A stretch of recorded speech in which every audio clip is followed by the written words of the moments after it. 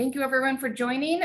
Welcome to Illinois Green Alliance's Cutting Chicago's Carbon Emissions webinar. I'm going to introduce Illinois Green Alliance Programs Committee member Damon Hendrickson to introduce the session and tell you a little bit more about Illinois Green and get us started. Take it away, Damon. Thank you. Hello, everyone. Welcome to today's webinar, Cutting Chicago's Carbon Emissions Through Deep Home Retrofits. My name is Damon Hendrickson. I'm a volunteer in Illinois Green Alliance's Programs Committee. Illinois Green Alliance is a membership-driven, nonprofit organization that advances green buildings and sustainable communities for all. Our 5-year strategic plan pushes the green building industry to meet or get on path to net zero. We achieve this work through education events such as panels and building tours, engaging communities and partnering with organizations across Illinois, and advocating for new policies and legislation. Members can view our recorded webinar on our on-demand webinar library, learn more about membership, see upcoming events, and get involved by visiting our new website at illinoisgreenalliance.org. We'd like to take a moment to recognize Illinois Green Alliance's sustaining sponsors who make our work possible. A special thank you to our gold level sponsors, ComEd, Resource Innovations, and Sloan. Make a commitment to advancing green buildings in our communities across the state. Start a conversation about a sponsorship program today. Learn more about illinoisgreenalliance.org/sponsorship. We have a great lineup of speakers for today's program. First, I'd like to mention Honey Leonardis, a senior energy engineer at Elevate, a nonprofit organization that designs and implements programs that reduce costs, protect people and the environment, and ensures the benefits of the clean and efficient energy economy reaches those who need them most. Honey is a lead engineer for all Elevate-led single-family decarbonization and building electrification efforts in the Chicagoland area. Next, Lindy Wardlaw is an urban planner with expertise in climate and sustainability, neighborhood planning, and engaging stakeholders to ensure the voice of a community is heard in the development and implementation of policies and projects. Lindy currently works on the sustainability team in the mayor's office for the city of Chicago. Last, I'd like to mention Norma, a retired substitute teacher, former paraprofessional, special education classroom assistant, and school clerk. She is also a mother, grandmother, great-grandmother, and the owner of a home included in this project. Our moderator, Wayne Beals, is a senior real estate broker serving the Chicagoland market area. He has deep experience selling solar and high-performance homes and has a particular interest in sustainable development strategies that help communities thrive and better adapt for a low-carbon future. Wayne will be facilitating the Q&A after the presentation concludes. Thank you. Good morning, everyone. Thank you for joining us. And thank you for the introduction, Damon. We're really excited to talk to you today about a project that we are all participating in. So again, I'm Lindy Wardlaw, and I'll kind of be wearing two hats for part of this presentation. Originally, I served as project manager for this work while still working at Elevate. But more recently, I joined the sustainability team at the City of Chicago. City of Chicago is a partner on this project, and so in that respect, I'll be wearing two hats to talk about this work. Next slide. So, as part of the U.S. Department of Energy's Advanced Building Construction Initiative, Elevate is leading a 3-year project and pilot to demonstrate that in many of Chicago's traditional style of single family and 2 to 4 unit homes, energy savings of at least 50% is achievable with off-the-shelf technology. The first step was a collaboration between Elevate, City of Chicago, and the National Renewable Energy Laboratory, or NREL for short, to first evaluate the city scale potential for energy savings from deep retrofits and electrification while understanding the potential for other outcomes such as emissions reductions and utility bill savings. Second, we work to identify neighborhood priorities and a potential roadmap for equitable deployment across Chicago, including a strategy that targets specific housing types and characteristics in the neighborhoods most in need of investment, to identify cost and savings potential for retrofit investments at a household and city scale, and to identify opportunities for beneficial electrification in communities and home types that stand to benefit most. It's a 3-year US DOE funded project, although the Department of Energy recently extended the project timeline for an extra year due to several COVID slowdowns of various sorts. This will allow Elevate and the partners on the team to capture at a minimum a full year of data and analysis from our homes and feedback from homeowners. The majority of construction right now is complete in most homes. And I should also note that ComEd is an advisory partner in this project. Next slide, please. So today we'll briefly share the findings of our initial analysis and modeling and the selection of energy conservation measures that, when modeled, we expect to achieve that 50% energy savings. We'll review the anticipated impacts at the household level and the current status of the demonstration project, including hearing from one of our demonstration project participants, Norma. So we're really excited for you to hear from her. And then we'll talk on the potential impact if brought to scale across Chicago, combined with a look at some of the current City of Chicago climate and environmental justice priorities. This project, again, is still underway, with the most exciting part just getting started, the field validation or demonstration of how our selection of homes perform. Next slide. So a little bit about the project, the next slide. The analysis is looking at citywide and neighborhood technical potential for deep energy retrofits in terms of energy savings, utility bills, climate impacts, and other outcomes, plus some early ideas for how we can achieve rapid implementation and achieve equity goals. Next slide. We're focusing on single family and 2 to 4 units, largely because of prevalence. 1 to 4 unit buildings represent over 90% of Chicago's residential building stock and over half of all housing units. Next slide. Now, these are going to look familiar to you. When we look at Chicago neighborhoods, these 5 home types, this is the first slide of 2. These 5 home types represent 80% of all residential buildings in Chicago. Of course, you're familiar with these. We have a single family frame built before 1942, and these are the Craftsman, the workers' cottages, Victorians, and Queen Anne's, and others like that. The Chicago famous bungalow shown here is a single family masonry built before 1942, bungalows, but also other homes like Tudor style and colonial brick homes. And then of course, the single family masonry mid-century homes. They're more modern ranch style homes and split levels that you see all over Chicago as well. Next slide. And then for our 2 to 4 flats, we have another set of frame and masonry built before 1942, and these include the graystones, cottage styles, Victorian frame styles, and those such buildings. So these are the 5 home types that this project focuses on. Again, 80% of Chicago's residential buildings, and by targeting the most common home types, we anticipate that will provide critical information for government leadership and program implementers and others to better prescribe the most impactful retrofit strategies for maximum savings and impact, and perhaps to be able to target strategies based on prevalence of building types at the neighborhood scale. Next slide. For analysis of potential impact across Chicago, the Elevate team, putting on my Elevate hat now, we reviewed a host of both City of Chicago documents and priorities, as well as other sources. And we quickly noted that oftentimes the same communities, the impacted communities within each of those various reports or efforts were mentioning the same neighborhoods over and over again.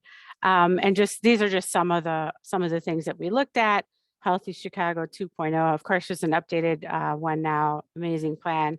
Air quality report, looking at the city's COVID response plan, took a look at the impetus for Invest Southwest, the city's 5-year housing plan. We also looked at the state of Illinois' environmental justice mapping tool, and even Sinai Urban Health Institute's community health survey. And repeatedly, we found the same communities. And so from this initial research and then conversations back with the city of Chicago, we identified 20 priority community areas. Next slide. These 20 community areas bounded here in red are home to over 133,000 residential buildings, with more than 92% of those homes being single family or 2 to 4 unit buildings, as you can see here on the table. Further, 31% of the city's single family and 2 to 4 flat buildings are located in just these 20 neighborhoods. And per research followed up by numerous conversations, we're pretty confident that prioritizing action in these communities will align with equity, climate, environmental justice, and racial equity goals. Next slide. Across Chicago, about 580,000 households, or 54% of all households, earn less than 80% of the area median income, or AMI for short. The areas on this map shaded in green represent census tracts where more than 50% of households earn less than or equal to 80% AMI. As you can see, much of Chicago is in the green, and largely so on the city's south and west sides, with a little bit at the northern edge of the city near the lake. However, when we look at the priority community areas, again here bounded in red, that number jumps from 54% to nearly 70% of all households that earn less than 80% of the area median income. Next slide. So this slide, we see our community priority areas again. This slide highlights energy usage dating back to 2014. And even though this is dated information, it really does still tell an important story. We see the median cost for natural gas usage that year was just under $1,400. Of course, most of you have probably heard the stories of gas prices this year that will be expected to rise. This map shows where single family gas use and costs are higher. And now, well, there is an outlier along the wealthier lakefront community areas with larger single family homes shown here. But other than that, this map tends to mirror other income and socioeconomic disparity maps in health, housing, and air quality, for example. This is important because it shows where investment dollars can have a greater impact, particularly because of the high gas usage and also less income to cover those costs. And next, Honey will talk to us about the analysis and modeling.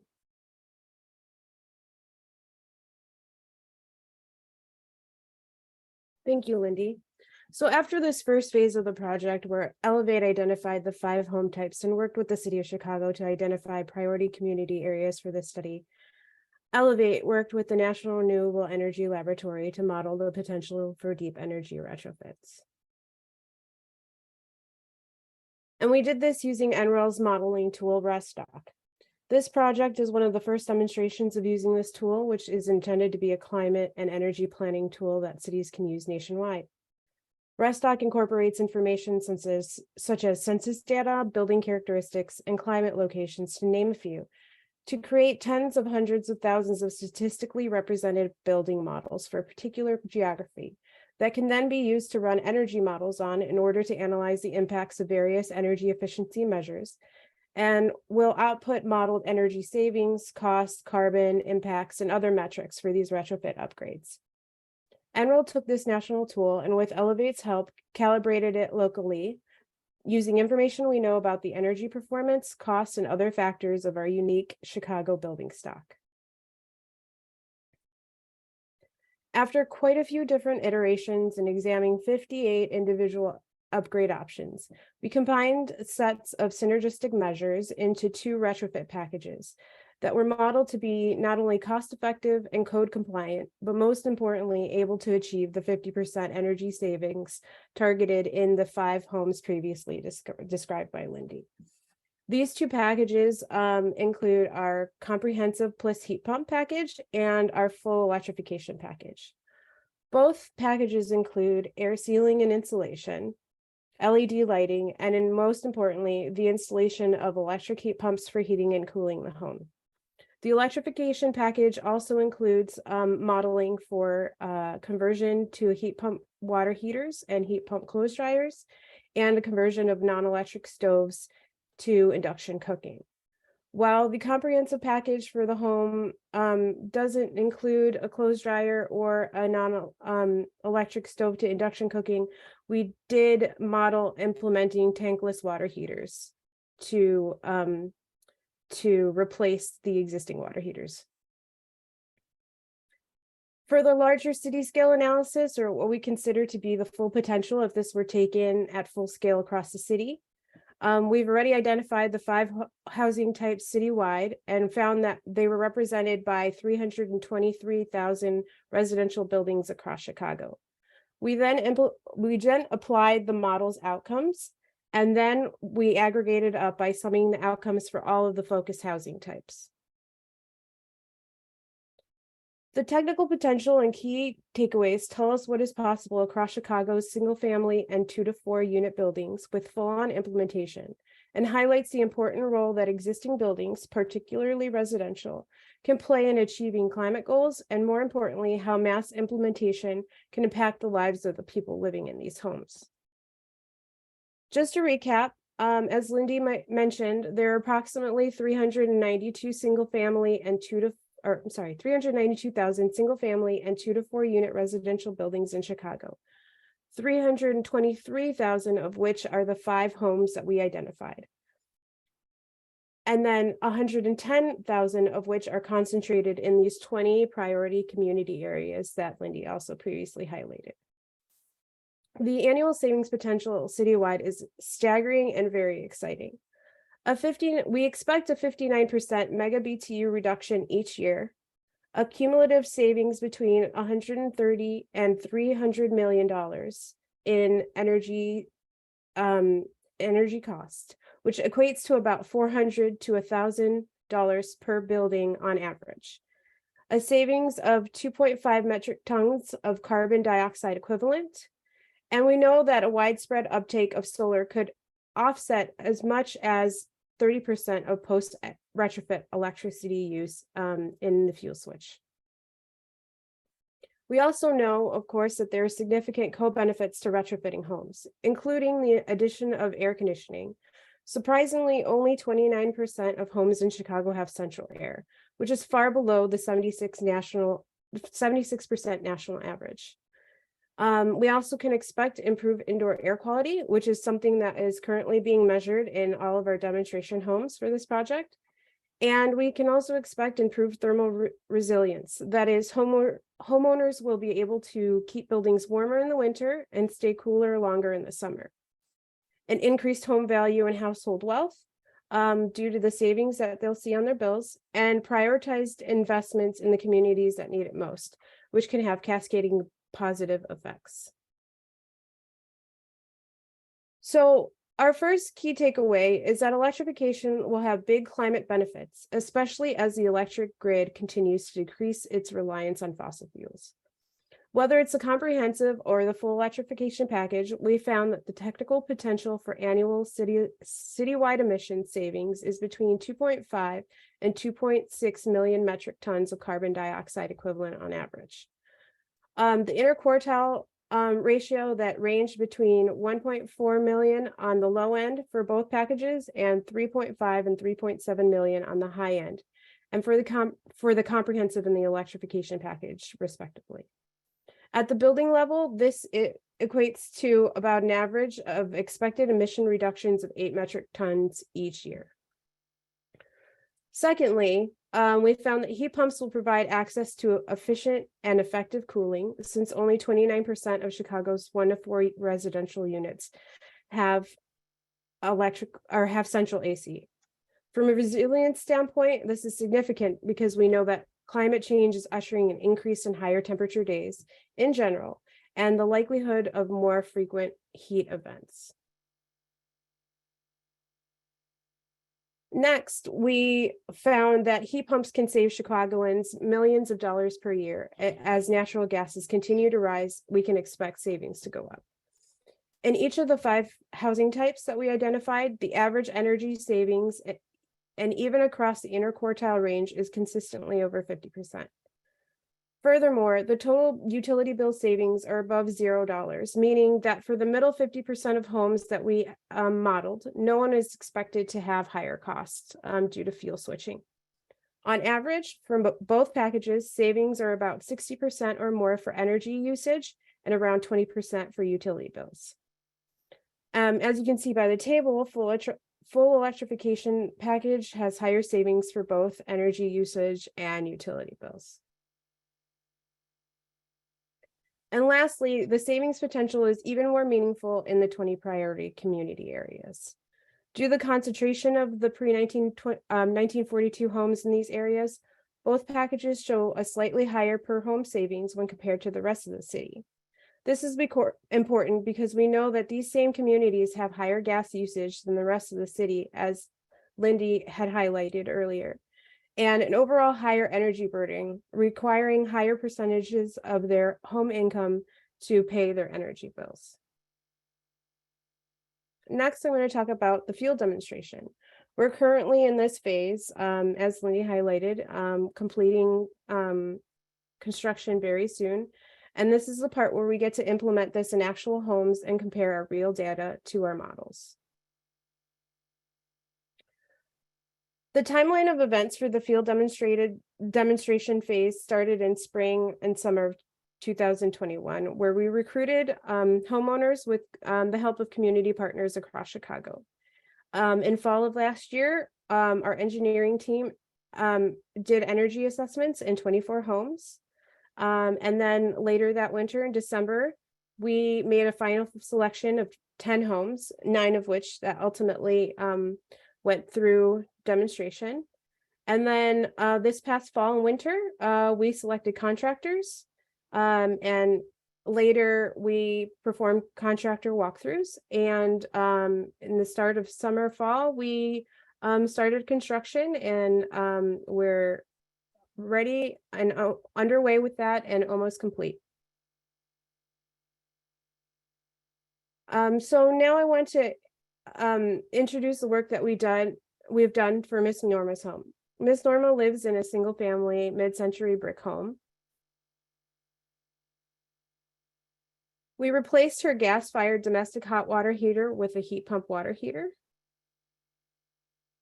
Her gas-fired standard efficiency furnace with a cold climate hyper heat air source heat pump.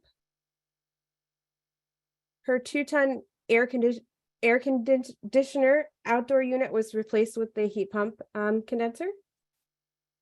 We updated her electric service from 100 amps to 200 amps and replaced her non-programmable thermostat with an Ecobee smart thermostat. There are other additional work that we performed that wasn't pictured. Before we engaged Miss Norma, she had some air sealing and insulation done from a prior weatherization program. And this was found to be aligned with the specifications for the weatherization for this project. So no more work was needed to do that.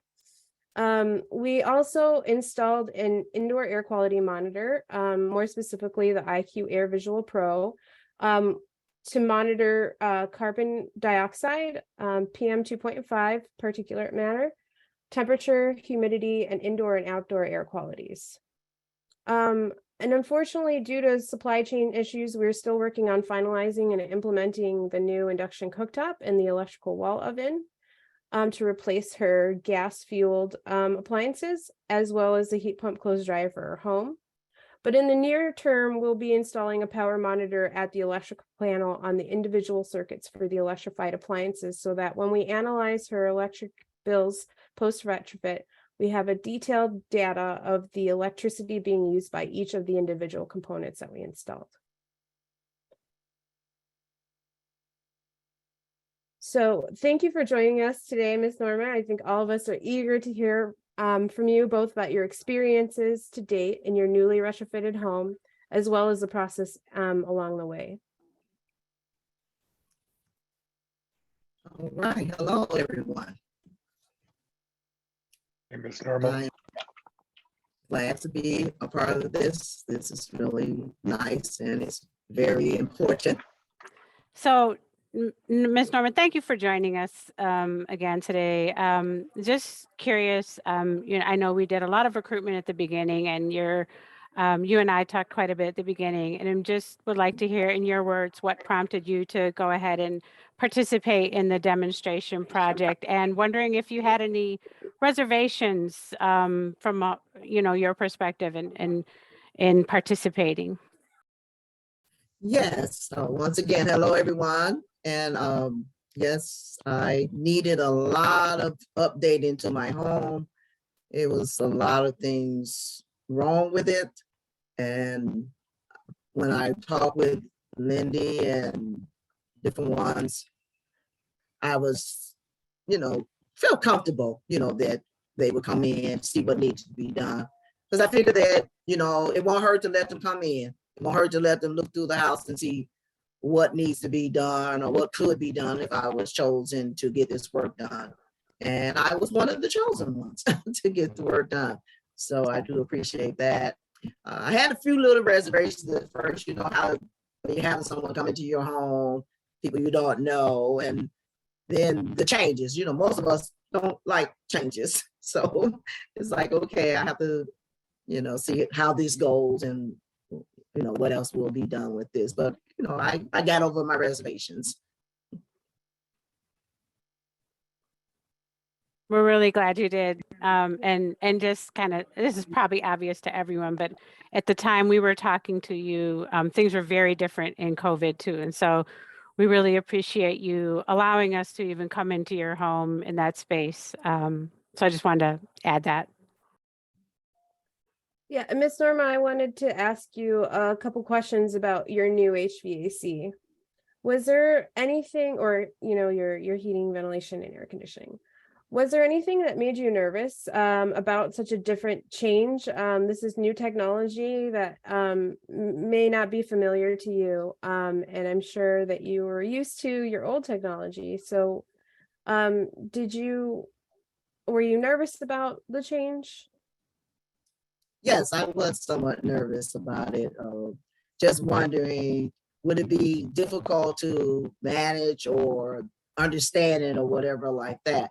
But people walk me through it and, were able to answer questions, and are still answering questions if I have them. So it took away the reservations about, wanting to do things differently, because a lot of times we don't want to do change, but change can also be better. Change could be good, so it's just a matter of learning how to deal with the new things that you receive.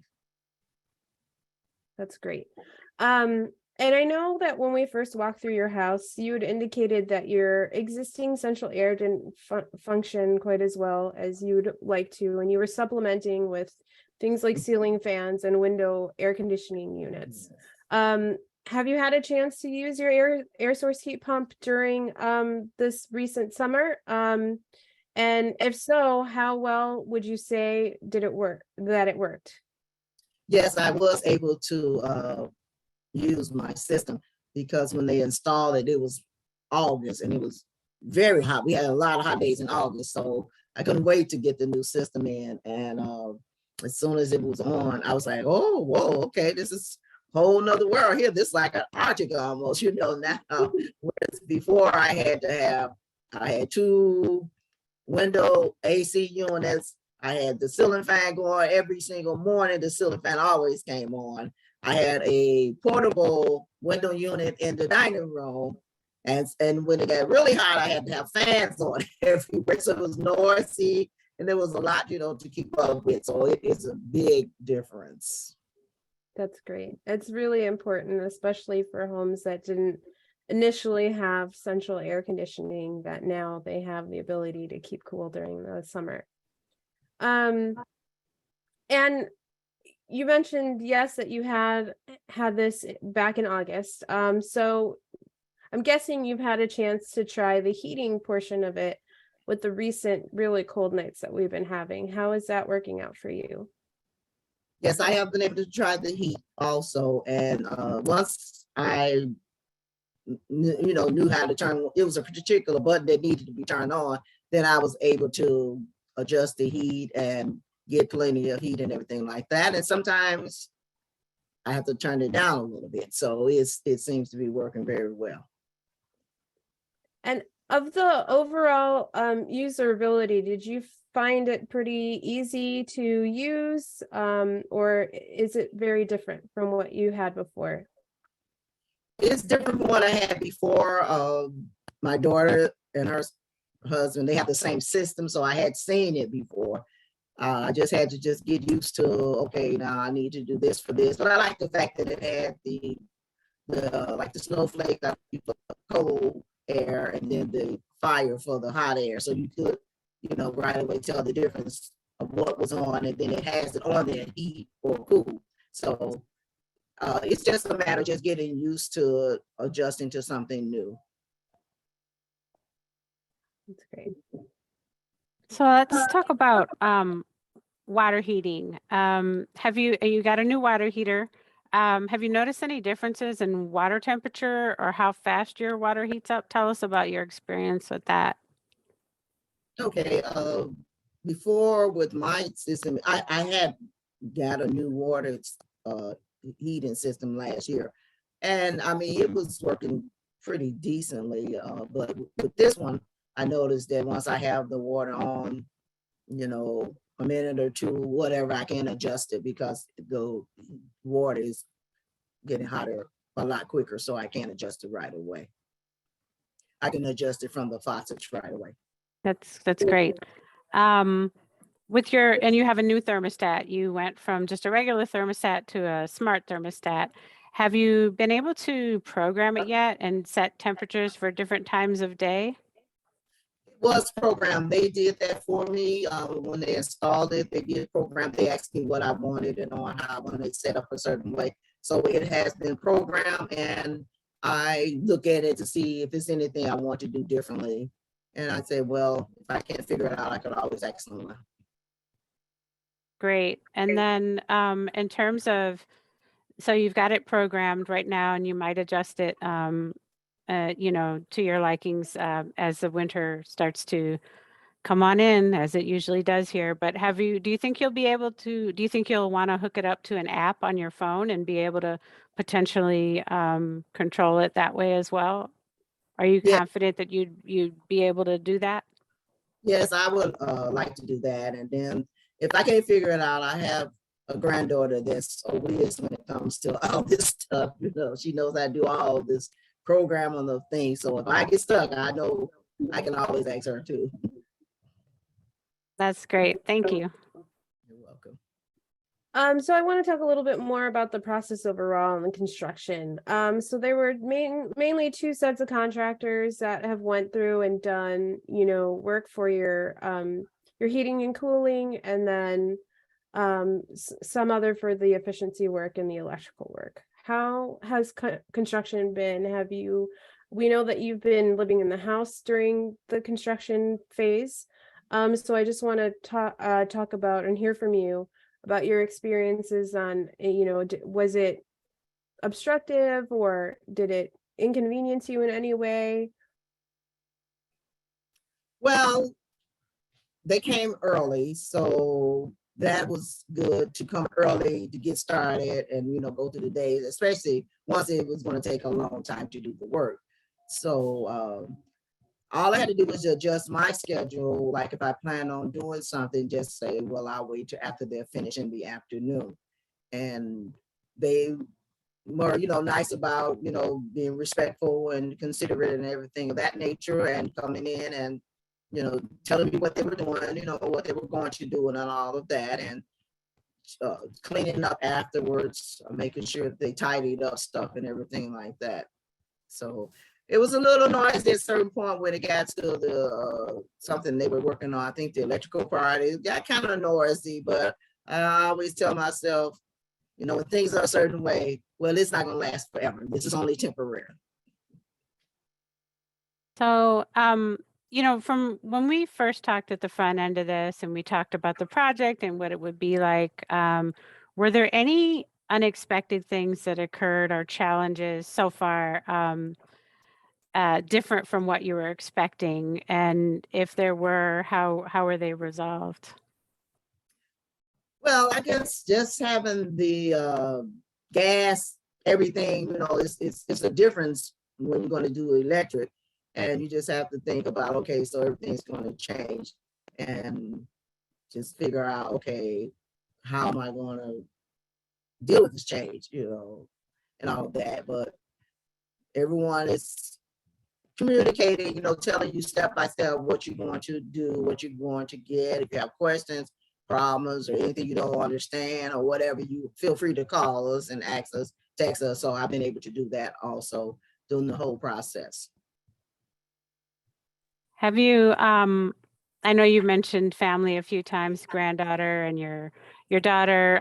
Just wondering, it sounds like you've talked to them about this, but have you shared with other folks or neighbors? Have neighbors been seeing the construction, wondering what's going on? I'm wondering if you talked about it to folks, and are they asking questions of their own or offering opinions or anything like that?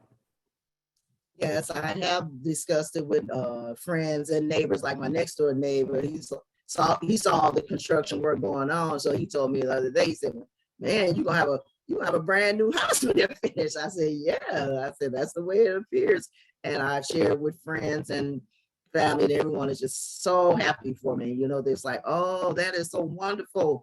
I'm really happy for you. Now, how can I find out about this program? How can I get in on this type of deal?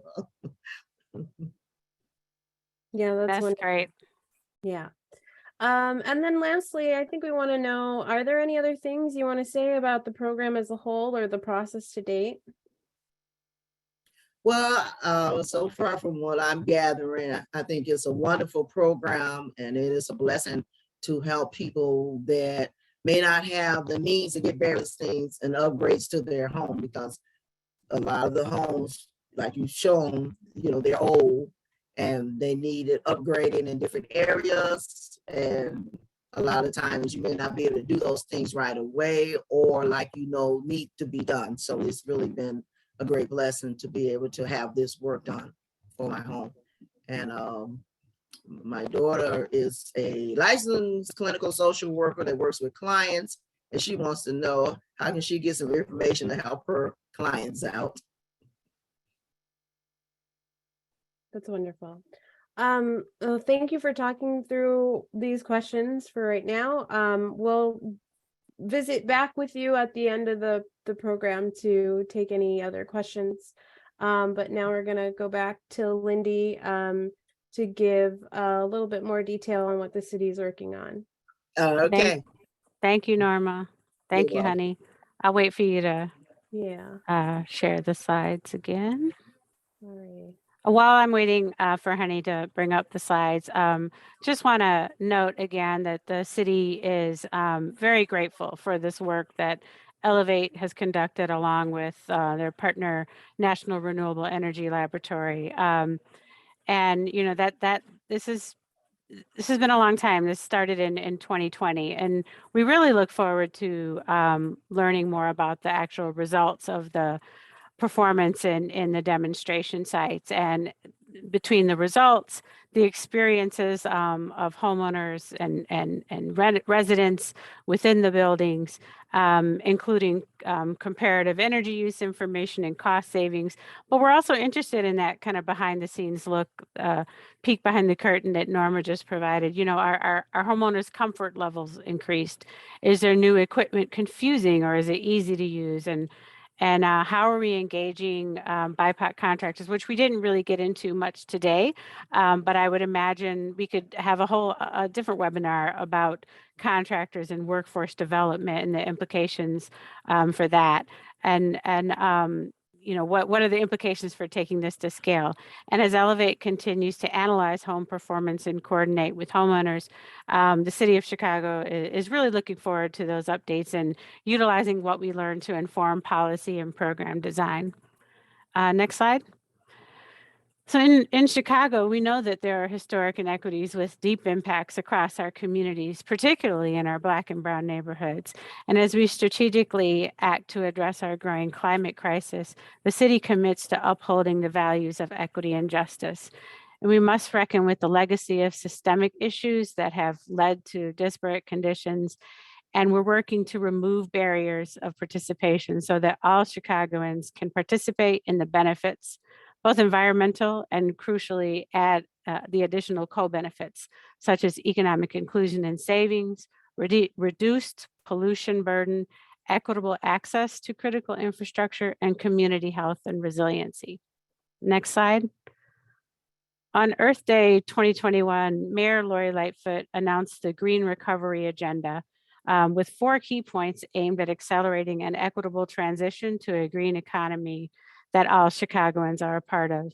The green recovery would include new climate goals and identifying strategic pathways to assure these broader equity standards are met by updating the city's climate action plan, by developing an equity-centered strategy specific to building decarbonization, since nearly 70% of Chicago's emissions come from stationary energy, a pathway to assuring that municipal operations run on 100% renewable energy by 2025, and last, an updated electricity franchise agreement. Next slide. Since that day in April 2021, there's been a good amount of progress on the Green Recovery Agenda, having met 3 of those 4 goals to date, as highlighted here, and additional evidence of the city's climate commitments, such as the city's divestment of the city's holdings from fossil fuel industries, our tree equity strategy, and the Energy Transformation Code recently adopted, which includes key requirements for new construction, including solar-ready roofs on low-rise commercial buildings, specifications on window placement and orientation, electrical capacity for all residential gas usage in kitchens, and plenty more.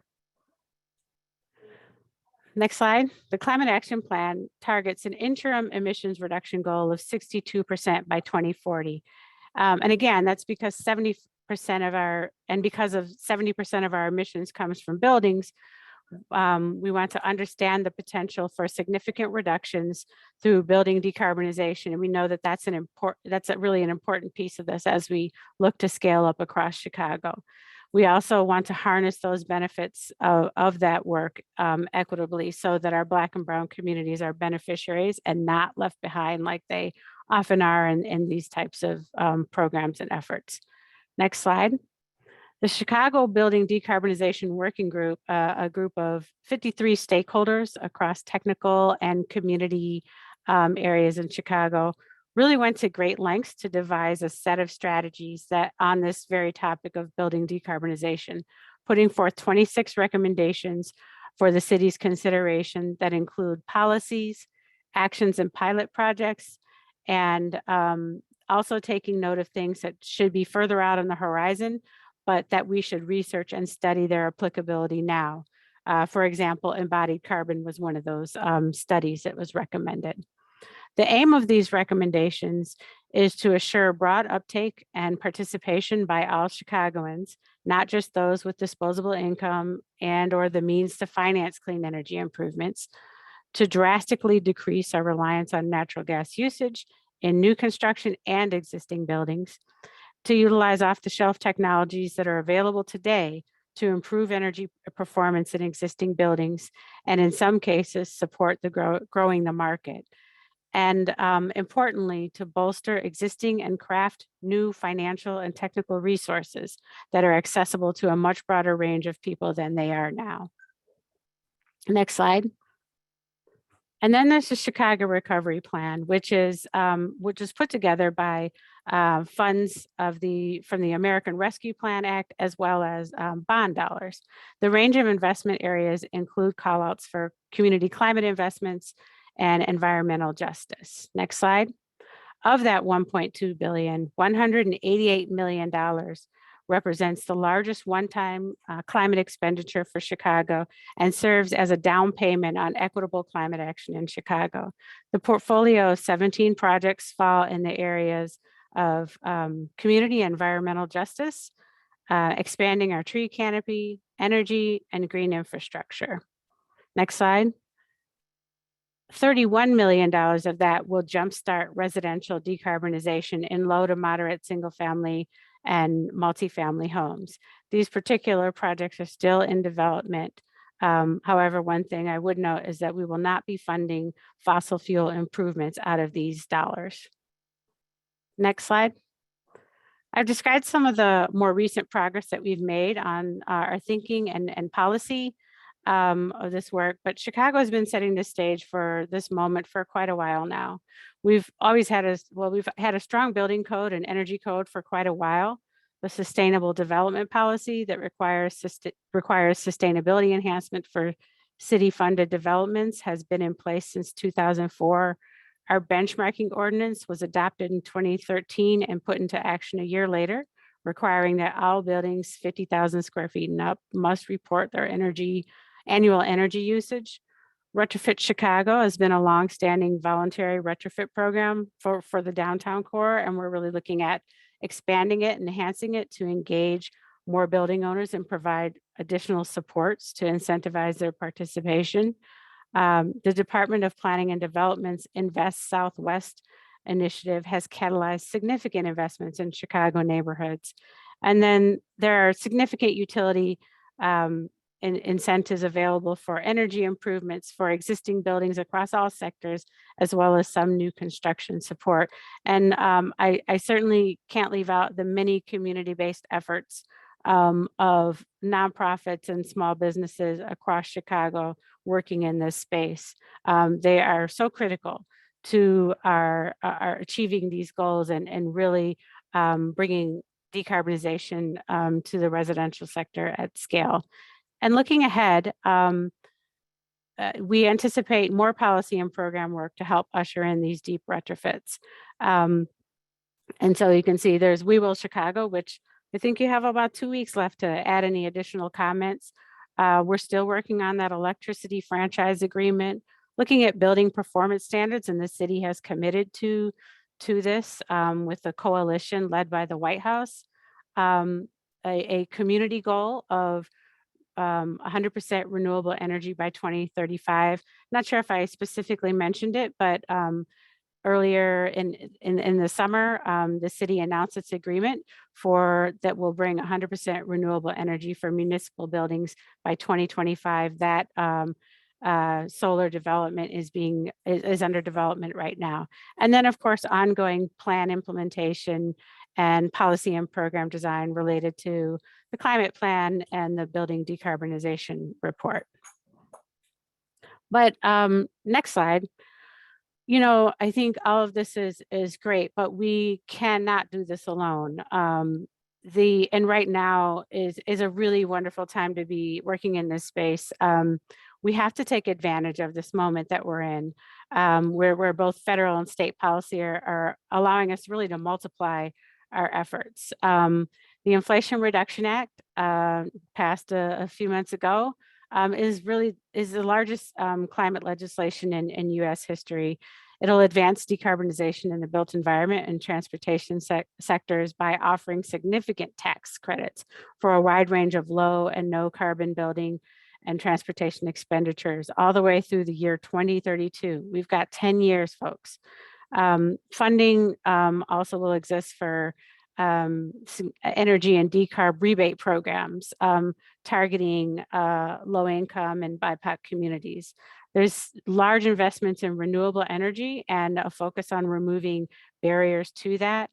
An investment of over $60 billion for manufacturing a host of clean energy technologies, such as manufacturing solar panels and batteries, and then key environmental justice focuses for BIPOC and low-income communities to address the disproportionate harms faced from pollution and climate change, including expanded air monitoring at $315 million and $3 billion for community-led projects in these areas. Next slide. Of course, at the state level, very well known now, last fall, about just over a year ago, Illinois passed the Climate and Equitable Jobs Act. Among the requirements are requirements for utilities to achieve zero carbon emissions by 2045. That's for publicly owned utilities, and privately, I think it's just a tad bit earlier. The state will invest $580 million in renewable energy with the Illinois Power Agency to reach 50% production by 2040.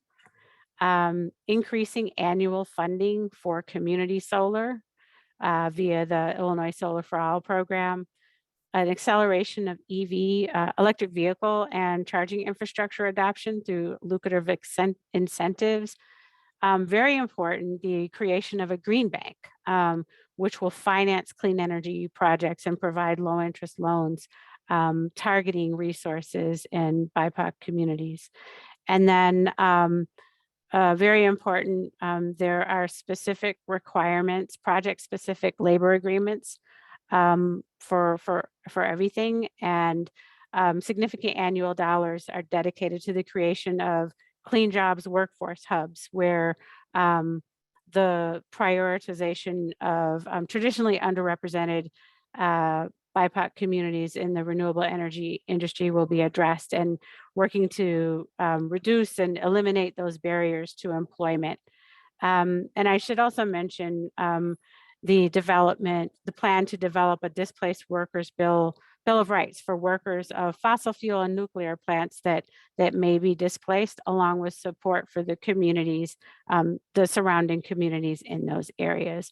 So it's very comprehensive. So I think all this really points out that, you know, the city is poised and ready.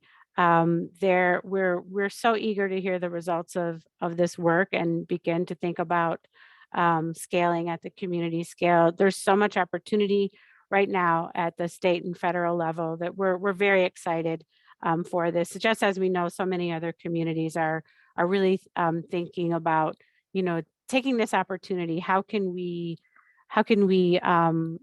support and usher in this new green economy equitably with the support of so many different levels of government and community support. So with that, I think if we go to the next slide, here's our contact information. Honey from Elevate, myself from the city, and I think I will turn it back over to you, Wayne, and we're happy to take questions.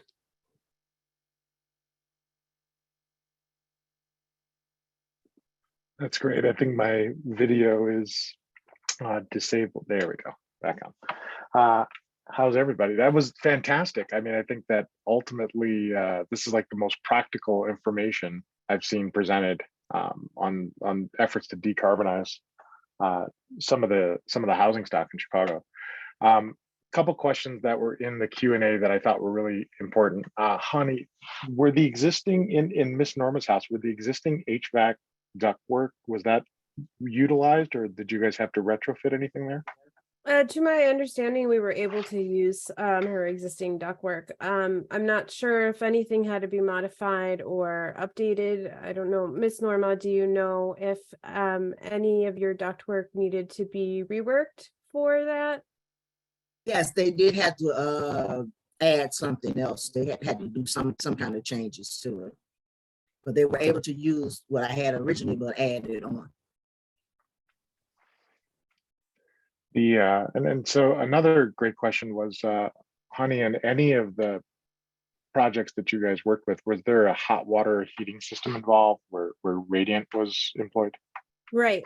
So we at least had one building that had, you know, the typical Chicago cast iron radiators. And for those homes, we expect to use what's called, you know, like a mini split heat pump or a ductless heat pump, just to kind of bypass the need for ductwork with a traditional vertical air source heat pump, and also to provide cooling, because you may or may not know, radiators only provide heating, and in order to provide cooling to the home, many of these homeowners have to use window air conditioning units. So the ductless heat pumps will take the place of both the heating and the cooling.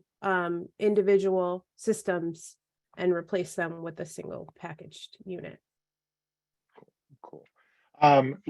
There was another question regarding backup heat and asking if there were backup furnaces or any sort of backup supplemental heating installed. No, there is supplemental heating or backup emergency heat. I think we implemented a 15 kilowatt electric resistance to back up, but we installed cold climate hyperheat, and we don't expect to have to use them too much. Of course, as the temperatures get colder and below the design temperature of like 5 degrees or so, they might have to turn on for a little bit of a period, but I think our contractors are setting the lockout to maximize the heat pump usage of these units. And Lindy, you touched on the Inflation Reduction Act and how it might affect programs going forward. I was particularly interested by the Green Bank that you had mentioned there. How do you see that rolling out in Chicago's communities over the next year or two, just practically speaking, with the information that you guys have run across? Are you specifically asking about the Green Bank or just in general? No, the just in incentives? general. I think like the incentives. Yeah. I'm glad you asked that. I think a lot of that is outreach and communications and coordination of all of this information in a way that it makes sense to people. One of the pieces of this project, there will be a final report about this project that'll have all the details and hopefully answer every question that people have. But I think also too is very important, case studies and what is the homeowner's experience. I think that is going to be the important thing that'll help people take the leap. Is you know what, this is good for the environment, it's good for my pocketbook, it actually makes my home better, I will feel better in it. And by the way, here's all these different resources that are available to me now. And so really kind of being able to put that all together in one package, and making it make sense. I think also the element of building typology in this project will speak to a lot of homeowners. Again, 80% of these are 80% of these homes, these 5 home types are about 80% of all residential buildings in Chicago. That's a lot of people. They're going to see their home and see, why am I paying this much for gas and heating the outside because I have a leaky home, and just trying to figure out, even just from a cost perspective, it makes sense. It's funny, I've as an urban planner, I've always joked that like climate planning is like the biggest community organizing project of our lives. And it does sort of feel that way, because, I talk to people every day that talk about climate in this space, but there's so many people that don't. And those are the people that we have to reach if we are really going to, one, achieve our goals locally, and successfully address the climate crisis that we're in.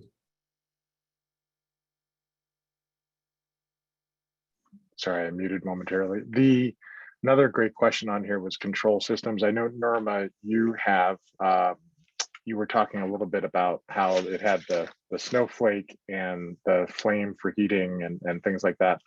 So Honey and Norma, maybe you guys can both help. What kind of control system was put in to manage the heat pump at the house? Yeah, good question. Again, she did have a non-programmable thermostat, and we replaced it with an Ecobee. I think it's called the 3 Light smart thermostat.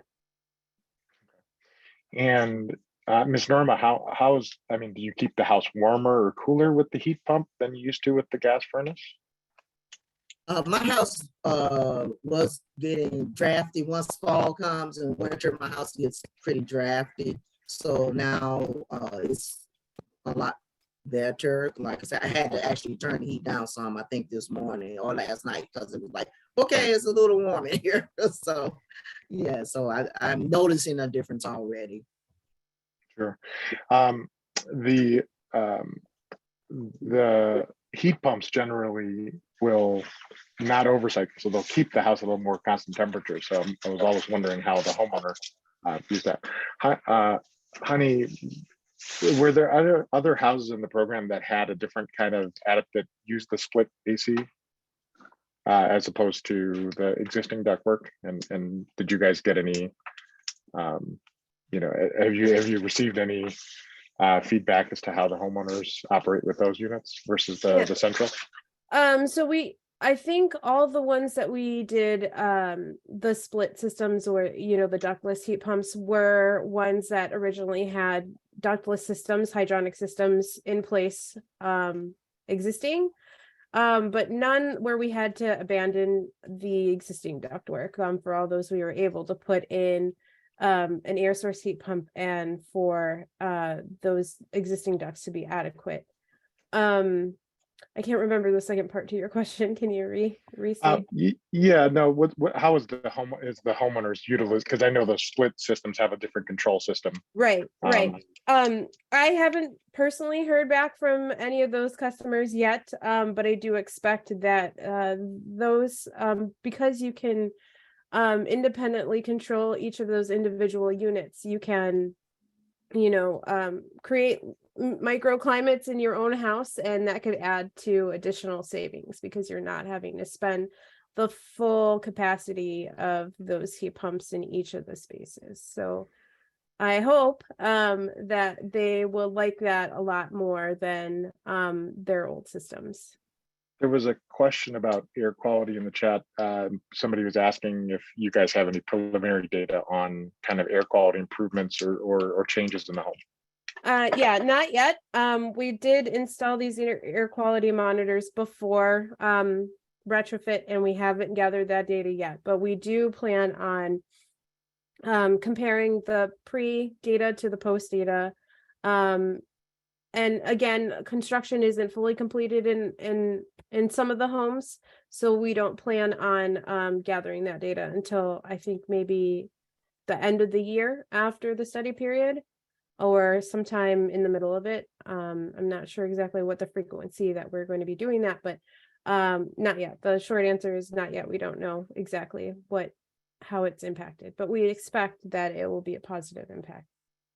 The $1 million question in the chat is, what did the energy improvements cost in Miss Norma's house? Yeah, I don't know specifically for Miss Norma's house, but I think we saw an average of about $30,000 to $50,000 per living unit or per household, and we expect as time goes on and we start to get real costs for our projects moving forward, that hopefully those costs will tend to go down as things like this become more prevalent in the market. Lindsay, there was a question in the chat about the Chicago Climate Action Plan targets on reduction. And so I was just wondering if you could, I think a 10% reduction in greenhouse gases. Do you think like this study suggests that maybe we can do better than that? Or the goal is a 62% reduction by 2040. Gotcha. I think that the chat was referencing a 10% greenhouse gas reduction from buildings specifically, not total. But I was just wondering if that was like if this says that, hey, that's realistic, or maybe we can overshoot that. I think potentially I'd have to look at all the details, and the climate plan was developed before any of these numbers were, and really it is what we consider an interim goal, with bigger goals to be adjusted soon in the future, rather. There was another question just about energy bills, and I know in one of the slides you had previously, you talked a little bit about just the savings reduction. Mm-hmm. And is that, Ms. Norm, is that something you're seeing versus in your summer bills electrically? Because I know you've moved your hot water to electricity from gas, right? So there are some changes in the type of energy you're using for different functions in the house. So have you seen any rise or decrease in your most recent energy bills? Well, to be truthful, I really haven't checked it enough to notice the difference. So Mhm. I haven't done that yet. Well, I do want to elaborate on that a little bit more. At the end of the project, once Miss Norma is able to cut off her gas, we've been seeing that even if you don't use any your gas at all, you're still paying a fixed fee monthly for just having a gas meter. And we've estimated, somewhere between $600 and $700 just going towards having gas supplied to your house, even if you don't use an additional therm or anything. So we do expect after that, after this is all said and done, hopefully she'll be saving at least $600 to $700 annually on those bills. And now Miss Norma's house doesn't have the final appliances in because of inventory constraints on, and I think it's like a heat pump dryer Right. and induction rank cooking. Is that? Yep. So currently, is there still gas service for the existing appliances that operate? There are. Yeah. Okay. And what kind of energy monitor are you using on the electrical side? I think we're using an Emporia power monitor. That gives you kind of sort of appliance level detail of Mhm. what's on and off.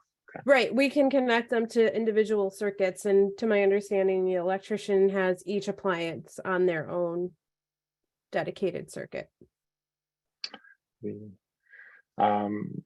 Just looking through our chat questions to make sure I try to get everybody put in here. There was a question about workforce development. Linda, you touched on that a little bit on your presentation about equitable jobs training and getting that going. Did you guys have any challenges with the current workforce and installing this equipment and just sort of the needs moving forward there? I think it's more for Honey and Lindy. Yeah, well, when I was still serving as project manager for this, I will say that Elevate already has some strong relationships in this space for other efficiency work that Elevate is doing, in addition to workforce development programs of their own. And so certainly identifying contractors for this specific project was not, I would say, a significant challenge. However, there are limited contractors who can do this work in Chicago. And so it's not as if there's like hundreds to choose from right now. There's very few. So this is a key area that while we are preparing the communications and doing the outreach and engaging folks like Norma and others, that we also have to be building up that workforce so that it's ready. Because I mean, right now, let's face it, I have a 15-year-old furnace at home. It could go out at any day. I am very aware of that sad fact. And if I couldn't just call someone up and get a heat pump. It's just not that. So for supply chain reasons and finding the right contractors, like it's not that simple. And so we have to, it really is a multi-pronged approach in readying us for this transition to this green economy. We can't do it without the contractors. And I should say, while Elevate has a program, there are many organizations, some of which are solely dedicated to workforce development in this space.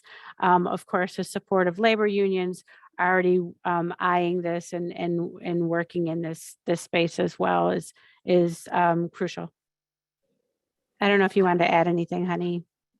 No, I mean, just like you said, Elevate is really interested in trying to work with a diverse contractor pool, and we do have efforts to expand that this advanced technology knowledge to as many diverse contractors as we can, so that once we start to mass implement these kinds of retrofits, the market and also our workforce is ready for it.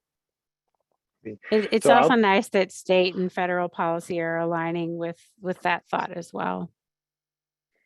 And outside of like the labor and inventory challenges that we've had, everybody's been experiencing, were there any particular obstacles that you guys had to innovate or clear around in retrofitting some of these homes that might be useful for people here to know about? Yeah, so because we're working with very old homes, there's a lot of things like electrical, and, ventilation, that may or may not be up to code. Sometimes we're dealing with homes that do their own DIY mechanical work, that we have to make sure that our contractors are, getting up to code in order to pass inspection. So there has been some of that. Mainly making sure that there are GFCIs in the kitchen and wet areas, stuff like that, but nothing too severe.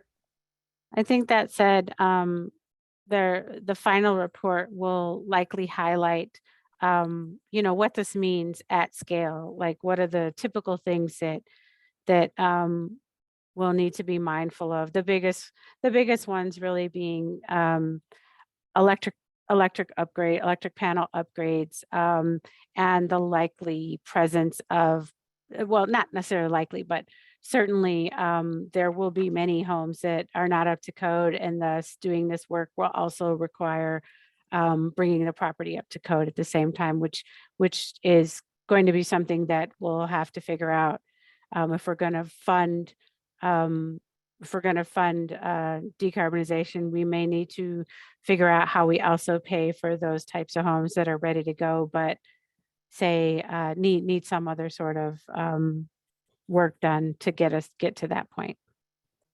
And I also wanted to add, I saw somebody asked in the chat while I was talking, do we find asbestos in any of the homes? We didn't. This is a very small sample of homes. Obviously, it doesn't represent the pre-1942 or pre-1978 housing stock as a whole, and we do expect to find asbestos in various forms across Chicago, but luckily we hadn't in this project. But we did come across levels of lead paint in some of the areas that our contractors are certified to work lead safe.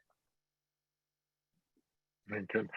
I think there's a few other questions that are related towards, like, other technologies like geothermal, or I think there was a question there on like adapting to a space pack, which is a high velocity air conditioning system. Can you explain the difference between the technology that you used in Miss Norma's house and some of those? Well, I'm not a mechanical engineer, so I could probably not do it as good a justice, but geothermal is, a ground source heat pump. It takes the heat from the heat sink that is our earth, which remains at a specific temperature mostly year round, and uses that energy to move in and out of the home. It's different from the air source heat pump that we're using, in that the air source heat pump does basically the same thing, but takes that energy from the ambient air. And then as far as the space packs, I'm not really, I've never worked with, yeah. It's a trade term. So like a lot of older homes have this retrofit air conditioning system. Mhm. But I think that, just we'd have to get an engineer, and that's maybe a whole separate Right. program. Yeah. The air source heat pumps, just to make sure everybody's familiar, are able to, they work just like an air conditioner, except they're able to take heat from very cold air outside in our climate and move it into the building. Yep. As far as Miss Norma, from a maintenance standpoint, how has it been to live with some of the upgrades? I mean, have you found yourself like trying to call Honey or Lindy, asking how to turn something on or clean a filter or anything like this? The only problem I had was when they finished putting in the unit and everything for the heat, is that when it turned kind of cool, and I had turned the thermostat on up here for heat, and I was getting cold air, and I'm like, okay, what's going on? So I did have to make a call to see what was going on. So I was walked through by a contractor to, go in the basement, look at the system down there and see what was what, tell him which way this things was pointed. So he said, okay, turn this here. And then after, he said, maybe 15 or 20 minutes, let me know if you start feeling the warm air. And so I actually did begin to feel the warm air, because at first I'm like, I don't need cold air, it's getting kind of chilly. So I said, I might as well just turn it off until we figure out what's going on. So that was the only problem so far, is that a particular switch wasn't turned the right way. Yeah, so so after that, basically, it's been okay. Mm-hmm. Yeah, there's definitely a learning curve when you're using new equipment. Honey, there was one question in the chat about just energy cost in general, and I know you had a slide previously that went over the savings that you guys are anticipating with some of the calculations. What do we know, like, if Miss Norma's house so far has been saving, or I know it's only 3 months into the program, so I know there's not a lot of data yet. Right. Well, there's several different factors that are going into if a building will save energy after fuel switching. So, one of them is coming from your existing equipment that is oversized and probably not as efficient as it could be, and not efficient compared to a heat pump. So we are able to reduce the capacity of the heat pump in order to better align with the actual demand for heating and cooling. So that's one way that the energy will be used more efficiently, as opposed to just like swapping in with a 1-for-1 capacity. The second area is that she's already mentioned that she's had to set back from her typical settings on the thermostat. She's actually,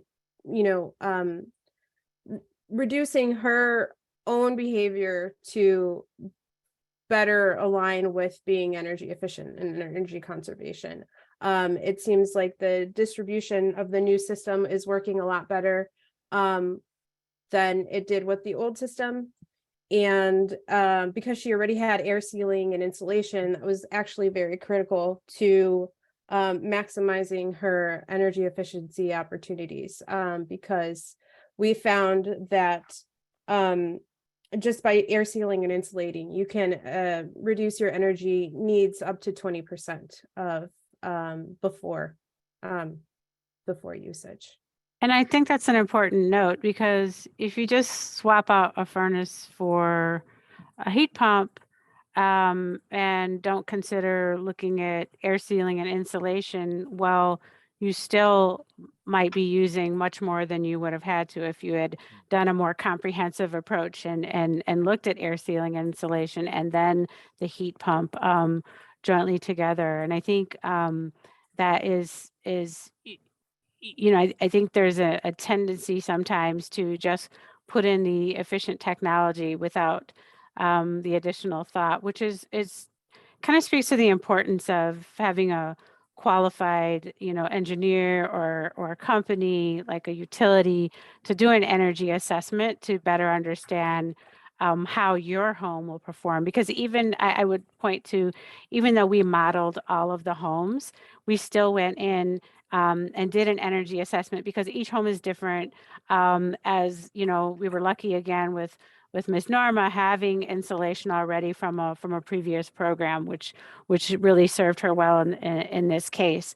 But other homes did not have a lot of insulation, and so if we had just gone in and put in heat pumps and not done anything else, I think that's where you'll see a significant an increase in bills, because you're not getting the full savings that you could get.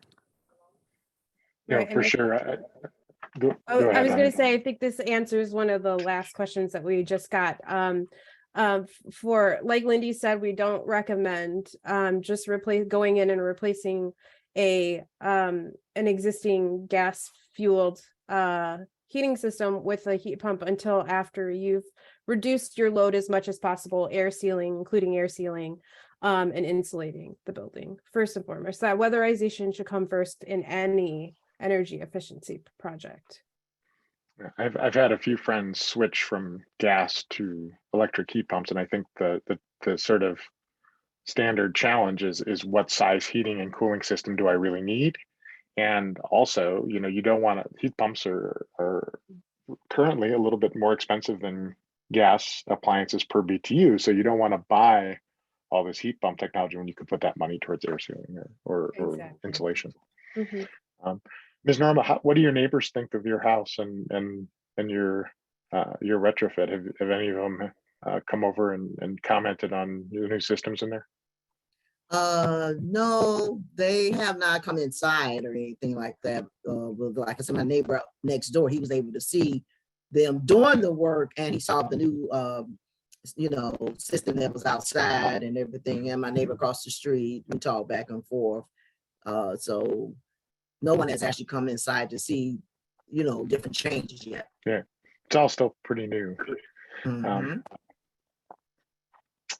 I don't see any other questions in the chat that I think we can address as a group here, but if anybody has anything they want to put in, feel free. I'm happy to bring them to the panelist here.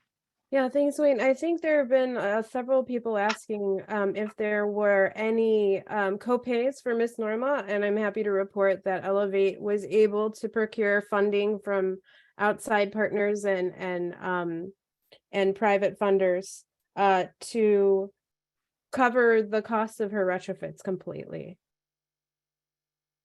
which is really, really helpful because, like Miss Norma and other folks in the community, sometimes they're living on fixed incomes and can't really afford to make such a heavy retrofit and at a heavy cost to their buildings, and it perpetuates this kind of unfortunate cycle where you are struggling to pay bills, or when you could be saving money on that end. So solving the financing of the transition is going to be one of the challenges ahead. And Yeah. so, but I think that it's really, I think your study is really important because it really shows us what the savings are really like. So it helps us Exactly. understand how that financing can work. Yep. And I will turn it back to Katie. If you, and I don't know how far over or under we are. So there's still 74 people with us. So there's still quite a few on the call. We've got a couple minutes left, but there's some pretty epic questions in the Q&A. And so I think what might be the best strategy, thank you everybody, first of all, for being so active in the chat and Q&A and asking such good questions.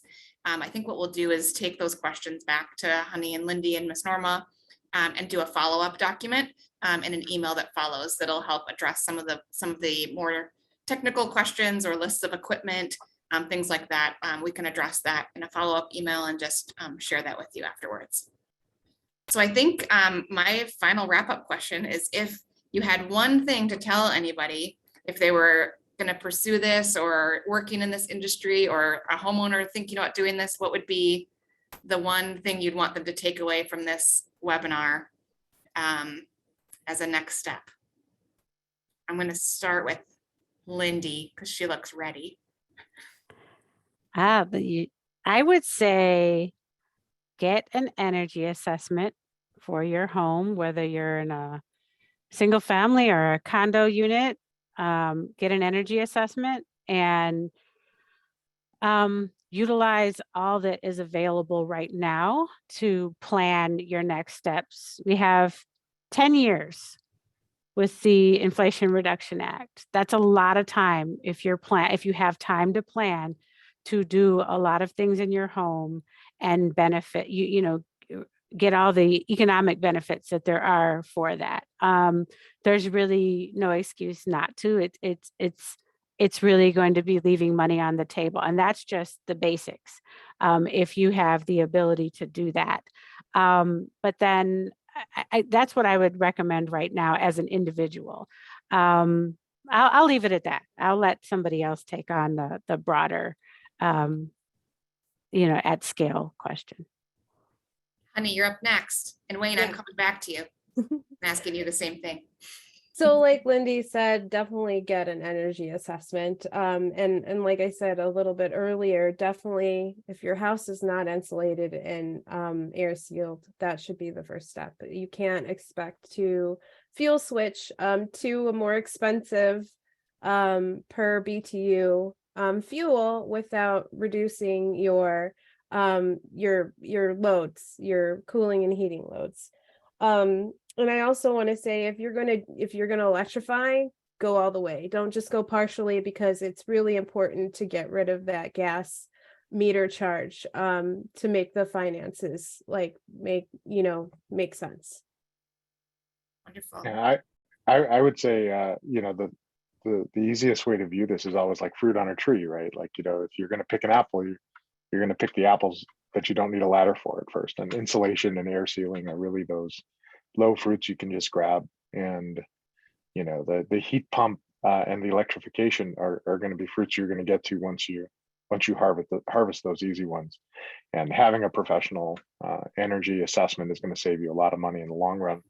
I think it's great that you guys designed this experiment. I really look forward to seeing the data 9 months from now and just seeing what the actual results are. Because, if we can find a way to decarbonize the typical Chicago house.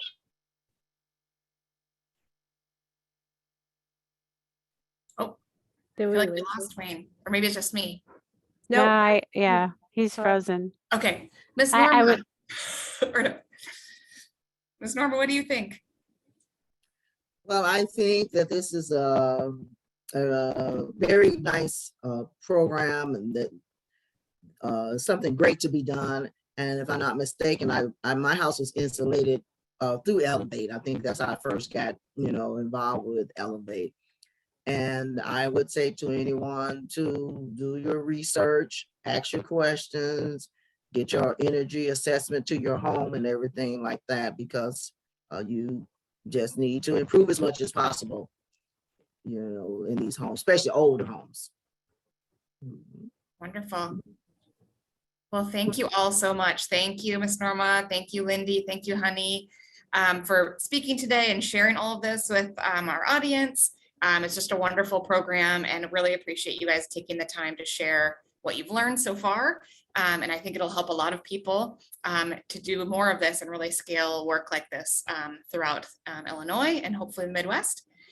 Want to thank Damon, Wayne, Sophia, and Anjana from the Illinois Green Programs Committee that helped organize this event and put things together. Really appreciate it. And it sounds like there's definitely a follow-up webinar in our future to this session. So just some final notes. We're going to send a follow-up email with a link to the recording, a PDF of some of the slide pieces so you can look into it a little further.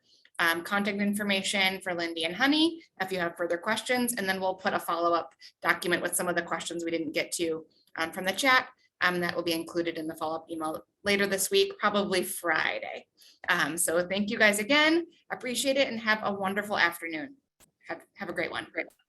Thank you, Honey, Lindy, and everybody else with me. Thank you. It's very nice. Thank you. Thank you, everyone.